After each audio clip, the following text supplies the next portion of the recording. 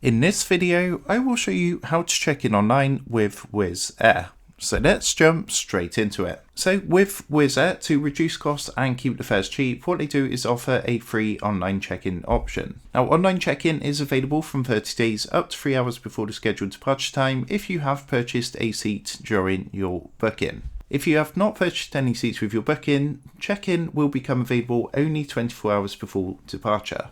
So to go ahead and do this, what you want to do is check in online, and then you want to go ahead and print your boarding card. Next, what you need to do is present the printed boarding card at the gate with your travel documents no later than 30 minutes before the scheduled departure time. Now, if you do hold non-EU travel documents, you will need to present yourself at the check-in counter to have your documentation checked and your boarding card stamped. And if you do have any baggage to drop off, what you need to do is go to the baggage drop desk no later than 40 minutes prior to departure, or according to the local rules as indicated in the check-in time section. So during the online check-in process, you might actually be requested to provide visa details on certain routes. And if no visa is required for your destination, all you need to do is fill in the field with XXXX characters. Just to note that children under 14 need to be accompanied and checked in online by a passenger older than 16, and you can change your reservation except for the flight and the name, or purchase additional services even after the online check-in.